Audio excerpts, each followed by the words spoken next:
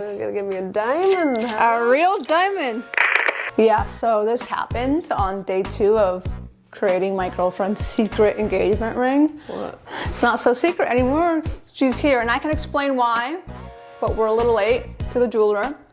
I'm not legally allowed to drive in Arizona. Okay, let's just get to the car. I'll finish off this conversation. Yeah, so like 3 months ago or something, we were driving on our way to somewhere in Arizona, and we get pulled over. Long story short, we didn't reply to the court, so now I got something in the mail saying restricted from driving in Arizona. That means that I have to have this woman right here take me to see, see the ring that, I'm not gonna say too much because I still want it to be somewhat a surprise, but I'm basically gonna go see what the hell is happening with what we last did on the last video. So welcome to day 2. Let's go see Lawrence. There we go. Okay. All right, so you have the sample for me? Yes, I have a wax model for you to look at so you can see the exact size in the exact dimension that the ring is going to be when it's cast in metal. I'm going to show the camera. There's the ring. Wow, this is awesome. So I have some questions about this. You sent me a text message of the, I don't know what you call the model? Rendering model of the ring. And I noticed that there's some little like spikes on it that come up. Is that going to be on the actual product of the ring, or? They'll be much, much smaller. They're accentuated because that is the actual model. When you make the ring for a diamond setter to set, I need an extra space so I can take the prong and fold it over the diamond and encapsulate the diamond with that material. So what you do is you bend it and you kind of crush it down on the stone very gently, and then you polish it so you won't see it like you see it on the rendering. Also, it's kind of funny. You know, my girlfriend Ash, she told me the other day that she had technically a nightmare, but a dream that I showed her my engagement ring that I'm going to use for her. And in the dream, the ring, what do you call this part of the ring? The shank. The shank was too fat, she said. Oh, wow. So is this going to be, now I'm concerned, is this too fat? Can we make it thinner? Is there a certain thinness that it shouldn't? Oh, the minimum I usually make a shank is like 2 millimeters, and that's like right around 2 millimeters. Okay. And if she doesn't like it, you know, too big, if you make it really small, the ring doesn't last as long, the shank breaks. And since I warranty all my rings for life, I like to leave a little extra gold there, so when you wear it, it lasts for your, you know, for decades. Because I know this is a pretty good example of what it's going to look like in real life, but I also know that it's not the actual ring. So I just want to make sure that it's not like extra big. Okay, so I did do a little special thing here. I made it a Euro shank, so it's thinner here and it gets thicker on these 2 corners here. But I don't think it's too big. I mean, ultimately it's your choice, but I would say it gives like a little more dimension to the shank of the ring, and it just kind of gives it a more European look and a little more pizzazz. I want it to last forever. I don't want it to be a whimsy little ring. Another question I had was, so we're having an emerald in the middle, right? Correct. Is it going to be raised, or is it going to be at the level of, I call them leaves that wrap around it? I recommend making it slightly taller, so it kind of looks more like a bouquet of flowers with the centerpiece, the emerald cut diamond. Yeah, no, perfect. That was my I guess concern. Yeah, I wanted it to be raised up. I can even make it taller if you want. Like when you see it, when we set it in here, I'll show you real quick. You can see around, this is up a little bit. That's probably like a couple millimeters taller than what it's gonna really be. That is beautiful. Let's see what other questions I had. I mean, I guess that's pretty much my basic questions that I had when I got your message. You were talking about me choosing lab-grown diamond instead of moissanite? Yes, I wanna talk to you about this. It's a very exciting, cool thing that's happening with the diamond market. The prices of lab-grown diamonds have drastically declined because they're making them at such a high rate that the demand is becoming less and less, and it's dropping the price, which is really good for the consumer market because it allows me to sell a larger stone for a better price. Okay. And I know you wanted to use moissanite in the beginning, and we were talking about this in the first video. As a jeweler, I strongly recommend using lab-grown diamonds over moissanite. A lab-grown diamond is a diamond. It has the exact same refraction, the same scintillation, the same sparkle, as they say. So moissanite doesn't have the refraction index a diamond does.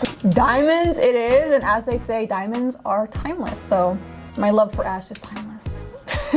Yes, it is. Yeah, it is. And the other cool thing about it, it's environmentally friendly too. Just like moissanite, it's a man-made thing, and they're not mining them, they're making them. I mean, that's one of the main reasons why. The only reason I wanted to choose moissanite is because ash is super conscious of the environment and being environmentally friendly. Like she recycles and all that stuff. So it's gonna be really good news for her. That it's a win-win. Yeah.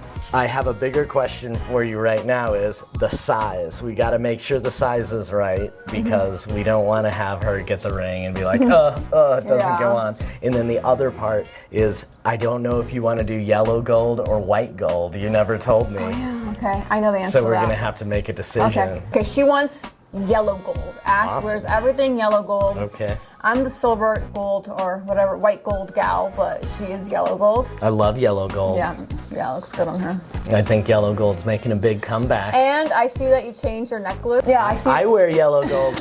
Yeah, but usually it's a white gold, so you switched it up. I did. I went yellow. Yeah, nice. As far as her ring, she's in the car. I told you that. What happened with my driving privileges taken away in Arizona. So once we're done here, she'll come out and we'll have her try the ring size, just in case. Even though I'm pretty sure that we are the same size, like I'm almost positive. But now you got me doubting myself. The size of the stones is it's a little different than moissanite, originally what we talked about. So when I originally told you like how big the diamond size and the moissanite size, they're not the same. They're different. So moissanite's heavier because it's made from silica, so it has a higher cubic volume, a higher density. Anyway, your center stone is about 1 carat. It's 1 carat. And then the other stones surrounding it are another 1.25 carats to 1.5 carats. All right, so just to make sure I'm understanding, the center stone, which is emerald, the emerald cut, is equivalent to, it's now 1 carat because we're doing a diamond. Right. 1 carat. And surrounding it is 1.5 carats. Is that what you said? Up to 1.5 carats. I don't exactly know because when you get all the diamonds together, you weigh them all, and sometimes their dimensions are a little different, and their weight of their carat weight's a little different. But I'm estimating it the way I designed the ring in my computer to be about 1.25 carats to 1.5 carats of surrounding stones. Okay. So we don't call it a halo because you didn't want a halo, and it's not a halo. It's not a halo. But I'll call it like, What's the difference then between a halo and a surrounding stone? A halo is like a halo, like it's tight around the stone, and it's either little tiny stones that are surrounding it or like big stones that are surrounding it, but very, compact and right next to the stone to make the center stone look bigger.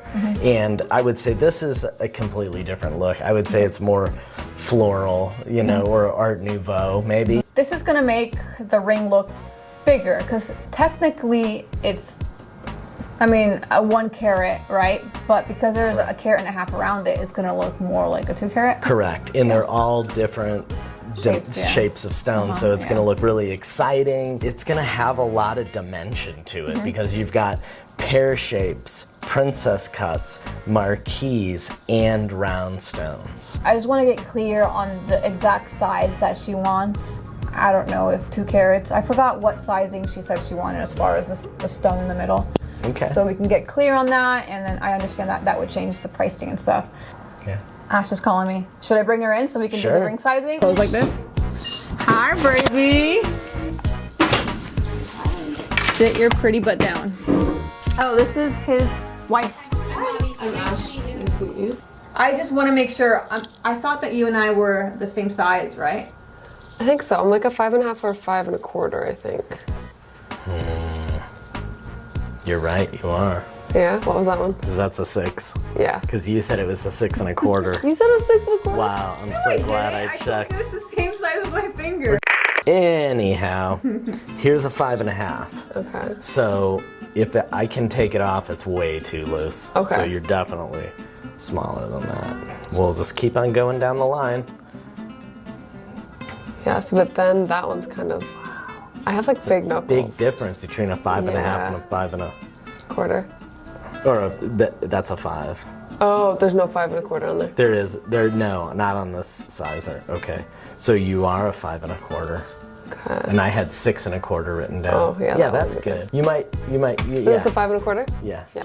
Okay, so another thing that we were wondering about how big do you want the ring to be? I was telling them, like Bobby, how you're more of a fashion, it's like a fashion piece for you, right? You don't want something humongous, but you also don't want something tiny. What size would be good for you? How do I say what size? I don't know. Like compared to that coin there. This coin? Well, the coin's a different shape than I would want. I'm thinking more like oval-y than that. That's smaller than the coin, Okay. but not. I like when it covers most of the finger. You measured it, you want to measure on top of her fingers to make sure? Yeah, because you have really skinny fingers. The top of your finger, the width is about 9 to 10 millimeters. And then going down your finger, there's 15. And that's kind of where we're at. Okay, yeah. Okay. Not to like blow it here. Yeah, are we in that range? I think we're in the ballpark. Oh, we're in the ballpark. I think we got a winner. Remember how we agreed to do moissanite? Uh-huh. Well, we're switching to lab-grown diamond. Oh, really? Mm-hmm. Fancier. Sure, maybe. If you wanna. The difference between them is dramatic. Really? Yeah, you can show her, yeah. This isn't your diamond, by the way, so don't Okay. get Yeah. ideas. Okay. So you can just see the color of the difference in the materials.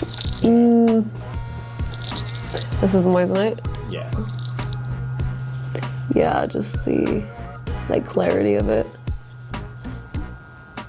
One is foggy. Yeah, I see that.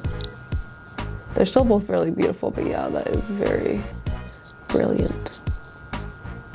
What's that word that you said that you're gonna start using? Glorious. Glorious. It's glorious. Yeah, that's beautiful. Life is glorious. Literally what she's been saying. Life is glorious. You're gonna give me a diamond. A real diamond. All right, Ooh. that is a wrap for today. This is day Yeah. 2 of creating my girlfriend's engagement ring with the best jeweler ever. Let's replay that scene. Screaming in the camera. I'm the best jeweler in the world. All right, bye.